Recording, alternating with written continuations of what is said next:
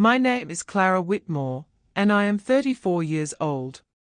3 hours after my father's funeral, my uncle stood in our family living room and started dividing the company, as if he had already inherited it. Rain hit the windows of my mother's house in Palm Ridge, California. My father's framed photo stood on the fireplace mantel, surrounded by white roses. Then Malcolm Whitmore lifted his glass and stood by the fire.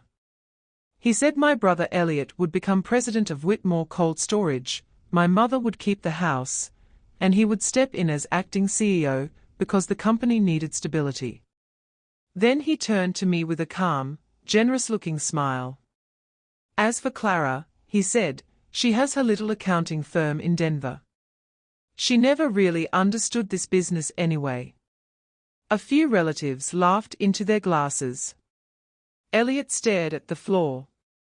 My mother turned toward the window and pretended to watch the rain. I let Malcolm finish, because nobody in that room knew the truth. For 3 years, I had already controlled the company they were fighting over. It was legal control, signed, witnessed, notarized, and locked in a Denver law firm before my father ever entered hospice. But the story did not begin at the funeral. It began when I was 15, in a windowless office at the back of a refrigerated warehouse. Whitmore Cold Storage was my father's life. He built it from one warehouse near the port of San Diego into a regional cold chain company, but he had one weakness that nearly destroyed everything: he trusted blood more than paper. That weakness had a name: Malcolm. My uncle ran procurement. He was charming, loud, and always talking about loyalty, which made people less likely to ask what he was doing with the invoices. When I was 15, I found a duplicate payment to a parts supplier. It was the same invoice, the same amount, and $28,000 gone because nobody had looked closely enough. I printed the records, circled the duplicate, and took it to Malcolm because he approved supplier payments. His face changed for 1 second before he smiled. "Good eye, Clara," he said. "Leave it with me." 2 days later, at a management lunch, he told the room he had caught the duplicate payment himself. My father clapped him on the shoulder and said, "That's why I need my brother." I stood near the copier, waiting for my father to say my name. He never did. That evening, I told my mother.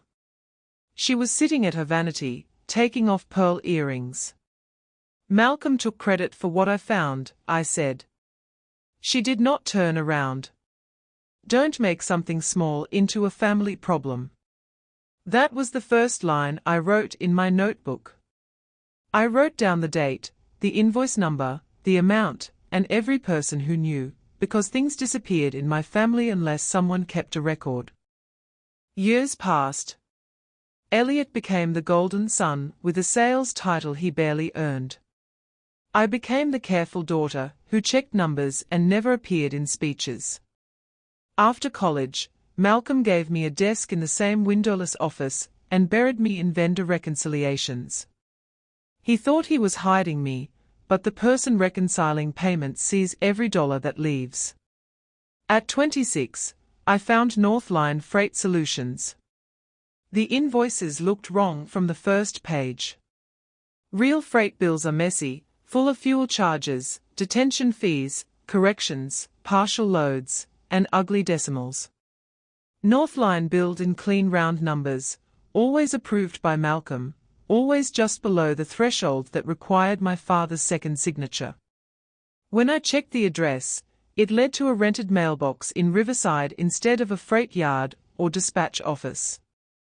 The company had no carrier license, no registered vehicles, and nothing that looked like a real operation moving refrigerated cargo across state lines. I pulled 18 months of payments. The total was $612,000. Then I made the same mistake I had made at 15 and took it to Malcolm. He leaned back in his chair and laughed softly. "You're good with columns," he said. "But you don't understand operations. A week later, I was called into my father's office. Malcolm was there, and so was my mother. Malcolm said the finance team was being restructured, and my position was unnecessary. I looked at my father. Is this because of Northline? He glanced at Malcolm first, and that was enough. I packed my desk into a cardboard box. At the elevator, Rosa Kim, the company controller, pressed a flash drive into my palm. "Do not open this here," she whispered. Then she walked away. I moved to Denver and built Clearline Advisory from a rented desk above a dental clinic. I became the person companies called when money was leaking and the person suspected of stealing it was someone they trusted. Then, in April of 2021, my father called. I was working late when his name appeared on my phone. I almost let it ring. When I answered, he said, "Clara, I need you to look at something." It was not an apology. It was need, arriving late and dressed like business.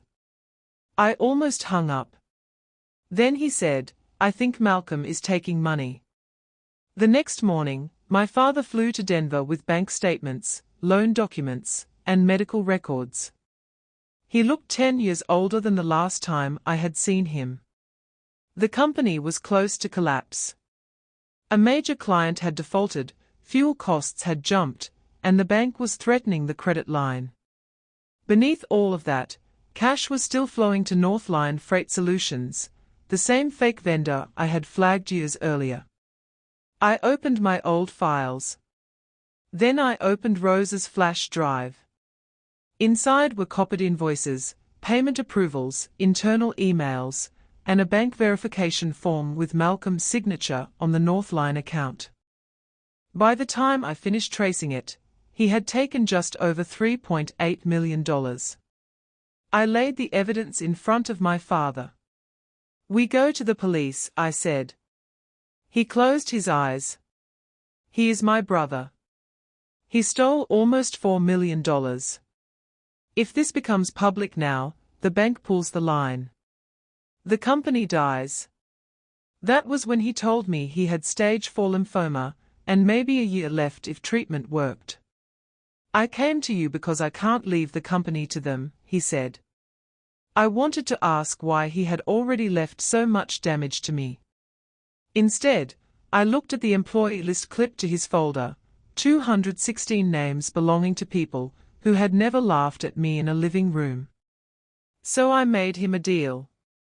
My holding company, Harbor Key LLC, would inject $7 million, stabilize the bank, and take 52% control of Whitmore Cold Storage.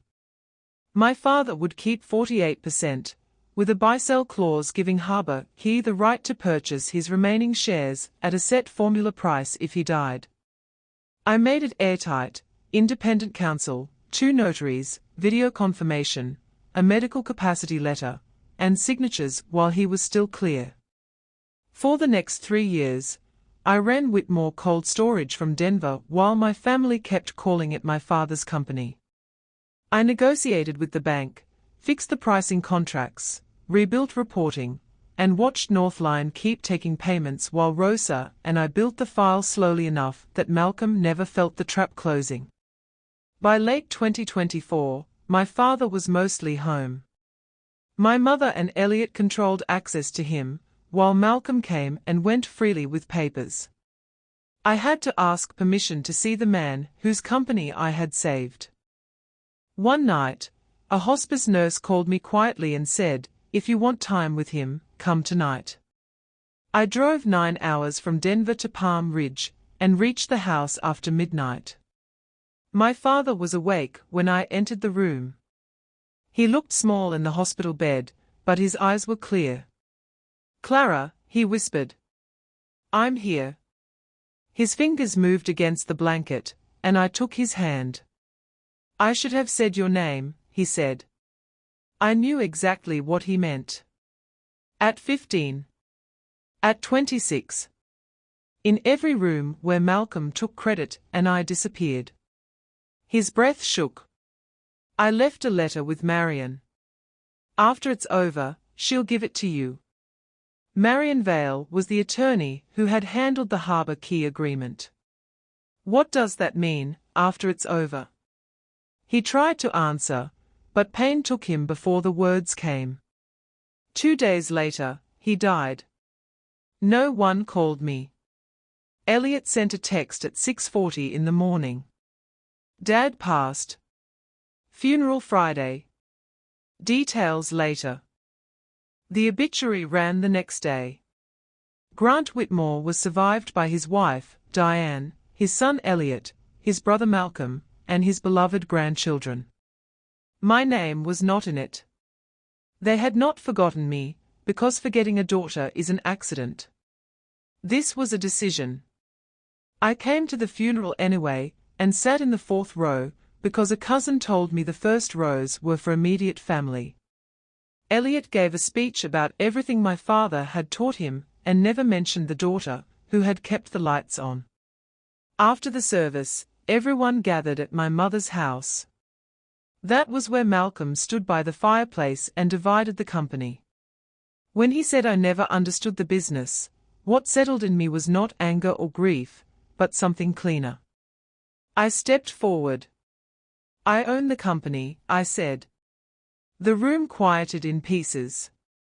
Malcolm laughed first because he needed everyone else to laugh. You own nothing, Clara. 52% since June 2021. My mother's wine glass slipped from her hand. It hit the hardwood and shattered, red wine spreading across the floor beneath my father's photograph. Malcolm's smile died. I took a business card from my bag and placed it on the mantel beside his drink. Marion Vale's office. Monday, 10 o'clock. Anyone who believes they are inheriting Whitmore Cold Storage should be there. Then I left. On Monday, they came. Malcolm brought a lawyer. My mother came pale and stiff. Elliot arrived angry, though I could tell he was frightened underneath it. Rosa came too, because Marion had asked her to bring company records.